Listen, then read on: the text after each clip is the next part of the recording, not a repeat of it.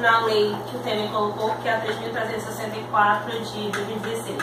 Ela está assim na PEC 217 de 2016. Por quê? Porque ela quer colocar que todas as coisas que envolvem cultura não vai afetar os animais. Mesmo que maltrate, vai sair impune. E a PEC 304, que que não, os maltratos são sim possíveis nesses casos, como na vaquejada. O maltrato está implícito ali. Bom, parte cultural. A parte cultural, a única parte da defesa da PEC 50 de 2016 foi a seguinte, do senador Roberto Muniz. Ele só faz a comparação da vaquejada à música nordestina e aos cordéis. Só que a música nordestina e os cordéis não tem nenhuma agressão. Em nenhum momento alguém machuca ninguém e em nenhum momento alguém é ferido. É apenas uma coisa ilustrativa e sonora. E aí a parte onde realmente entra a defesa da PEC 50 de 2016, os vaqueiros e os tratadores. E então entra a parte forte, que é o que onde os produtores de festa, os donos de áreas e as empresas de leilões. E ele coloca, claro, bondoso, os ambulantes que vendem alimentos ali. Só que eu acho que todos aqui já foram uma festa, não? Todos já foram uma festa. Nessas festas há produtores, há leilões. E eu acho que em qualquer interior que você vai, há diversos leilões, diversas festas que eles fazem em diferentes motivos, mas que não há maltrato nenhum de nenhum animal, nenhuma competição. E aqui entra o senador Raimundo Lira, dizendo a seguinte frase: 6º ano consecutivo de seca e que a região precisa de apoio do país. Se o determinado estado está em seca, os moradores de lá estão com dificuldades, me digam como é que vai ser alimentado e os animais tratados. Eu acho que todos já viram fotos de como é que é uma seca, né? Animais morrendo, fome, sede, pessoas também. Nenhum vai ter estado suficiente para sair correndo por aí.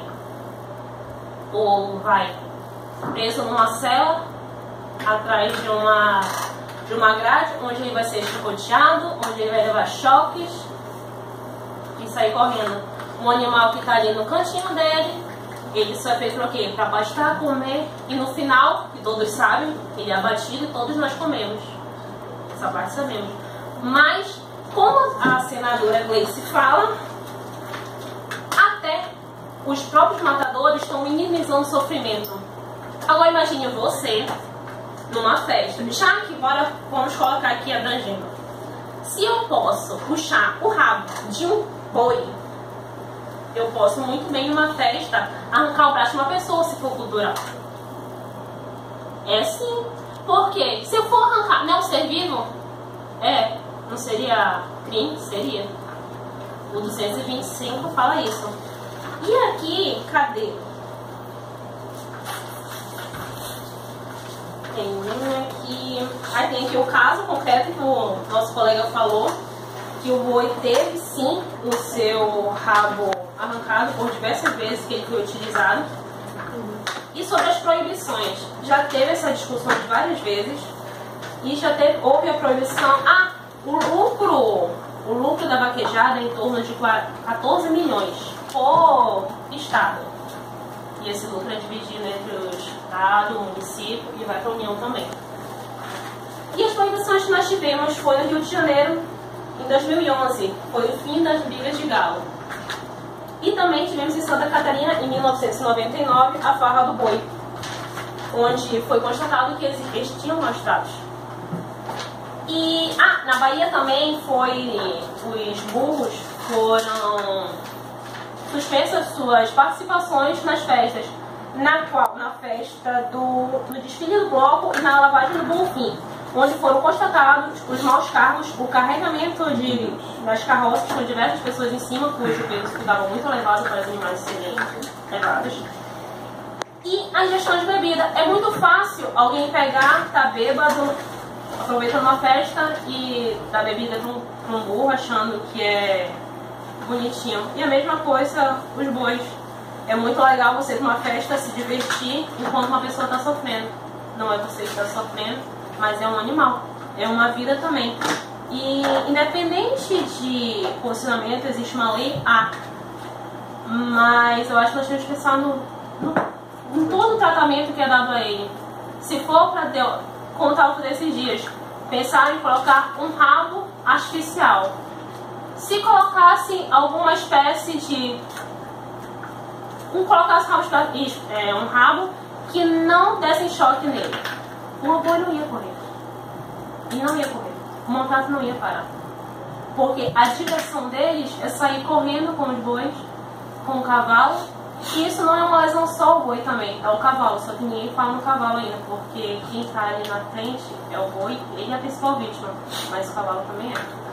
Então eu acho que isso fica um ponto a se pensar. Antes de, é legal, nós estamos aqui, nós sempre vamos pela parte legal. Se é legal, nós cumprimos. Mas nem sempre o que é legal está certo. E neste caso, há dois pontos de vista em que nós podemos escolher em qual nós vamos apoiar. E aí está com vocês.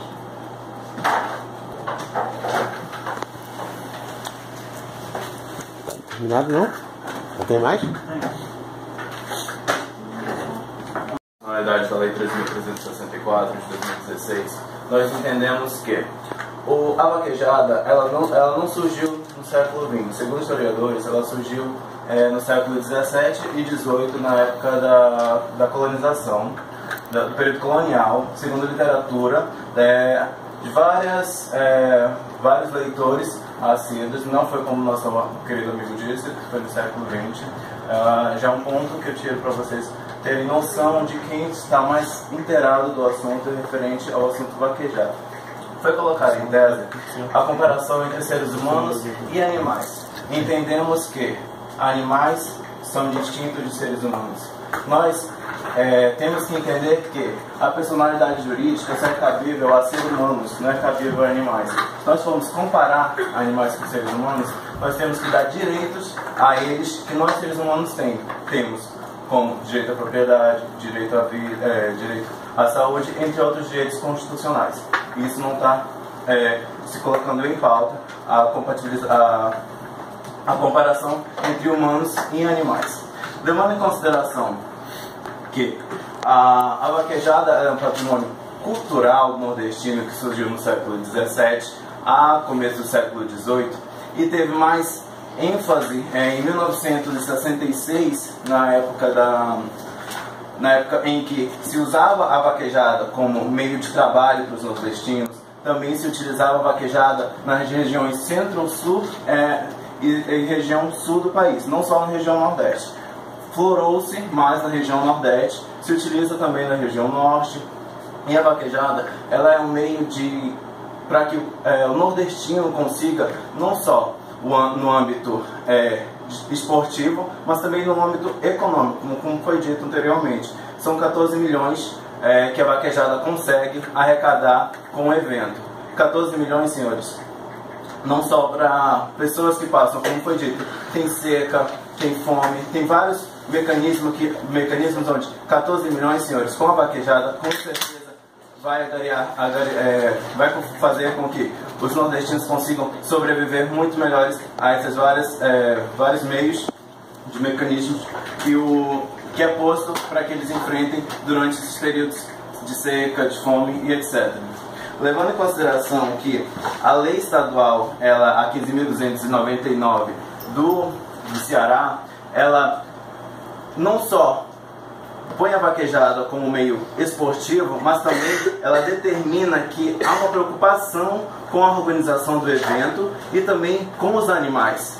Ela não se preocupa só em ganhar dinheiro. A lei faz com que o evento seja bom para os seres humanos e também para os animais. Há de se entender que durante a vaquejada há veterinários, há médicos que cuidam dos animais para que eles não sofram, não tenham nenhum tipo de sofrimento, porque não há de fato sofrimento nos animais, senhores.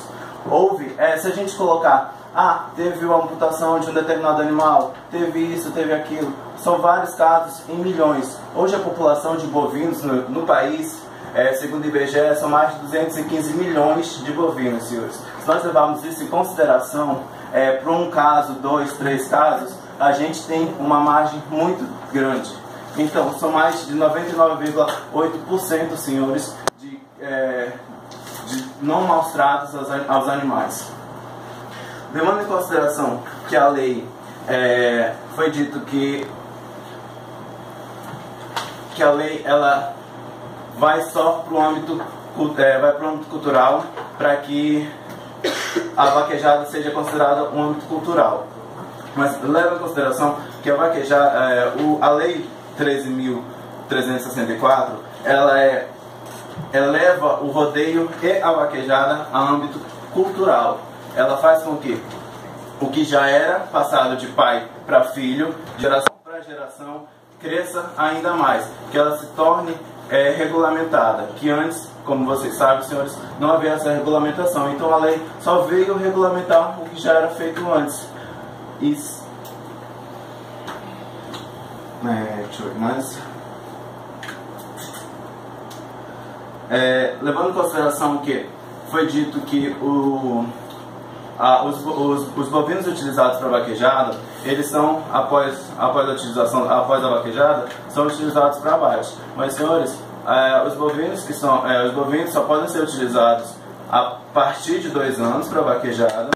E esses bovinos, senhores, eles não são utilizados para o nosso consumo após. Os bovinos utilizados para consumo são outros bovinos que não são oriundos do evento da vaquejada, senhores. Então, não tem o que se falar em constitucionalidade da vaquejada, porque o 215 parágrafo 1º da Constituição Federal, ela faz o manifesto à cultura indígena, afro e outros grupos. E esses outros grupos, senhores, é o grupo nordestino, que pode ser considerado, sim, senhores, a vaquejada como patrimônio cultural. E foi falado também sobre maus tratos aos animais no 225 da Constituição Federal. Mas não há o que se falar em maus tratos, porque a minha colega daqui a pouco vai explicar para vocês, senhores, o que seria maus tratos segundo o dicionário. Aí vocês vão ter um entendimento melhor do que seria maus tratos, senhores. Por isso eu deixo minha fala.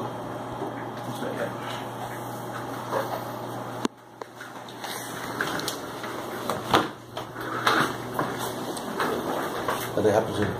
Falou bem, tá? Só você cansa demais. Você fala sem intervalo. Procura falar com um pouquinho mais de intervalo para você não cansar, entendeu? E o apoio que você tem ali, você bota o apoio para você. Normalmente você coloca uma palavra-chave para você lembrar o que você tem que falar e você desenvolver, tá? As orientações que eu estou dando para eles na oratória deles servem para todo mundo, tá? Na hora que vocês forem apresentar o TCC de vocês, isso tudo vale, entendeu? Porque você demonstra muito mais conhecimento, muito mais capacidade quando você não está com o papel ali. É claro que se você vai falar sobre uma coisa, desenvolver um tema que você tem muitos tópicos, você vai colocar todos os tópicos e, de preferência, na ordem que você vai colocar, ou vai falar, para quê? Para você não perder o fio da meada e acabar indo e voltando e ficar enfadonho ou chato na sua arguição, tá? Então, detona, doutora. Boa tarde, senhores. Sobre os maus tratos aos animais. Durante a vaquejada, durante as competições, nossa querida colega mencionou que durante as competições os animais eram submetidos a medos, a desesperos, a choques elétricos. Na verdade, isso não está correto. Os animais não são submetidos a nenhum tipo de maltrato durante o esporte. Tanto que tem veterinários antes da prática esportiva e após a prática esportiva para que não ocorra esses maltratos, até mesmo para desenvolver o bem-estar emocional do animal. Tanto com os cavalos quanto mesmo os bois. Porque durante a vaquejada a competição é quando tem dois cavalos, 2 competidores, enquanto um laça o boi, o outro tem que segurar pelo rabo para derrubar. Mas isso é momentâneo, é durante a puxada do rabo que o boi cai e ele tem que ficar com as pernas pro ar. É quando encerra a competição. Então a competição não é longa, não é durante um prazo prolongado, é rápida. E De acordo com o artigo 32 da Lei de Crimes Ambientais, eu vou mencionar a lei para vocês.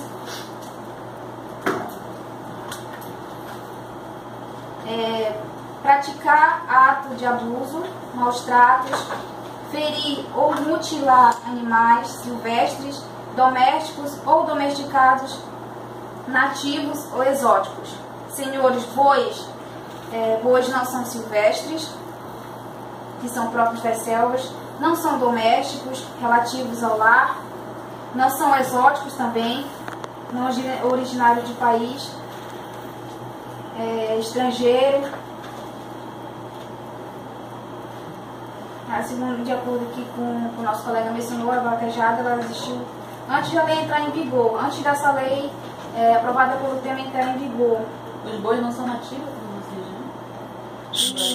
não são estrangeiros. E só a partir de 2010 começou a ser questionada por quem era contra a prática da vaquejada. Mas muito antes da lei ser aprovada já existia a vaquejada. Eu digo para vocês o que significa maus tratos de acordo com o dicionário.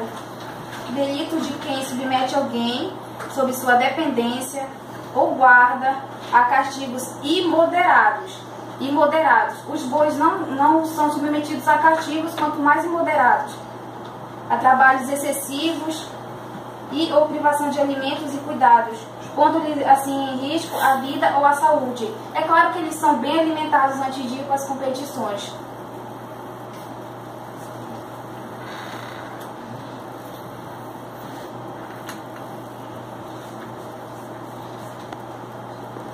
Só para levantar um quesito que a nossa colega mencionou em relação aos maltratos. Os atos que ela mencionou todo acontece, mas é em relação a outra competição que é Farra do Boi. Não tem nada a ver com a vaquejada. É isso o meu argumento, senhor. Certo? Nós temos aqui a inconstitucionalidade da norma e a favor da norma, né? Então, da esquerda para a direita, certo? Ou da minha esquerda para a minha direita, gostaria que vocês definissem como vocês votam. Se vocês votam pelo que vocês ouviram aqui agora, né? E o que foi explanado das duas equipes, vocês apoiam quem? A inconstitucionalidade ou a constitucionalidade da norma? A constitucionalidade? Segundo. Eu apoio a inconstitucionalidade da norma. Então, 1 a 1. Eu sou a favor da norma. A favor? 2 a 1. 2 a 2. Atrás. Sou a favor da inconstitucionalidade. 3 a 2. Sou a favor da constitucionalidade. 3 a 3. A favor da inconstitucionalidade. 4 a 3. 5 a 3. 6 a 3. Então ganhou a inconstitucionalidade da norma, tá?